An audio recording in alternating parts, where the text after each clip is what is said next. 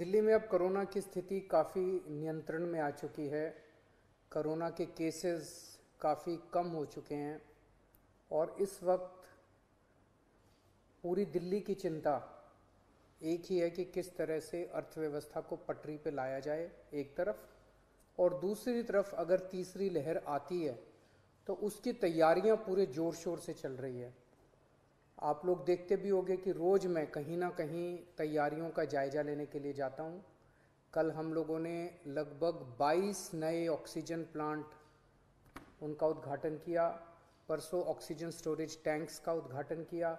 कई सारी तैयारियां तीसरी वेव को लेकर चल रही हैं, लेकिन बहुत सारे लोगों को मैं जानता हूं जिनके लिए अब ज़िंदगी बहुत मुश्किल होती जा रही है क्योंकि कमाने का कोई साधन नहीं बचा है। हम भी ये समझते हैं और धीरे धीरे एक एक एक्टिविटी को खोला जा रहा है। इस हफ्ते जो निर्णय लिए गए हैं वो मैं आपके समक्ष रखना चाहूँगा कि कल सुबह 5 बजे, इस बार इस हफ्ते का जो लॉकडाउन है वो ख़त्म होगा। कल 5 बजे के बाद से सारी एक्टिविटीज़ अलाउड हैं, एक्सेप्ट कुछ एक्टिविटीज़ हैं जो बिल्कुल प्रोहिबिटेड हैं, वो बिल्कुल अलाउड नहीं है, और कुछ एक्टिविटीज़ हैं जो रिस्ट्रिक्टेड तरीके से अलाउड हैं। इसका भी डिटेल्ड ऑर्डर थोड़ी देर में आप सब लोगों को मिल जाएगा, लेकिन मोटे मोटे तौर पे मैं आपकी जानकारी के लिए बता दूं कि प्रोहिबिटेड एक्टिविटीज़ जो जिन पे बिल्कुल मनाही है वो कौन कौन सी हैं। सारे स्कूल बंद रहेंगे, कॉलेज बंद रहेंगे, एजुकेशनल इंस्टीट्यूशंस बंद रहेंगे, कोचिंग इंस्टीट्यूशंस बंद रहेंगे, social, political, sports, entertainment, academic, cultural, religious, festival, इससे रिलेटेड जितनी गैदरिंग्स हैं कोई भी गैदरिंग अलाउड नहीं होगी। स्विमिंग पूल बंद रहेंगे, स्टेडियम बंद रहेंगे, स्पोर्ट्स कॉम्प्लेक्स बंद रहेंगे, सिनेमा, थिएटर, मल्टीप्लेक्स बंद रहेंगे, entertainment parks, amusement parks, water parks बंद रहेंगे, banquet halls, auditoriums, assembly halls बंद रहेंगे, business to business exhibitions, spas, gymnasium, yoga institutes बंद रहेंगे, और पब्लिक पार्क्स और गार्डन्स बंद रहेंगे। ये प्रोहिबिटेड एक्टिविटीज़ हैं, ये बिल्कुल पूरी तरह से बंद हैं। जो एक्टिविटीज़ पार्टली अलाउड हैं, रिस्ट्रिक्टेड एक्टिविटीज़ हैं, वो ये हैं।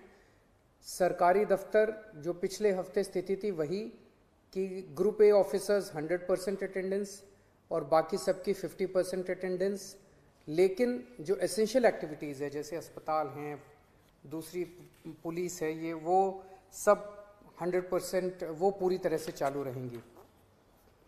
प्राइवेट ऑफिसेज जितने हैं वो 50% कैपेसिटी पे काम करेंगे, 10 बजे से 9 बजे से 5 बजे तक काम करेंगे, और कोशिश करेंगे ज़्यादा से ज़्यादा वर्क फ्रॉम होम की।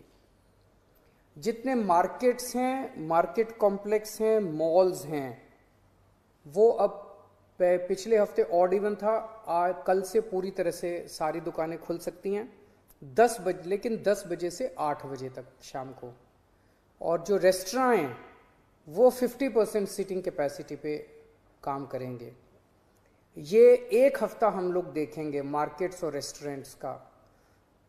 एक हफ्ते में अगर केसेस बढ़ते नहीं हैं तो इसको चालू रखेंगे, लेकिन अगर हमें लगता है कि दिल्ली में कोरोना के केसेस बढ़ने लग गए फिर से, तो हमें इस पर फिर से रिस्ट्रिक्शन और सख्त करनी पड़ेगी।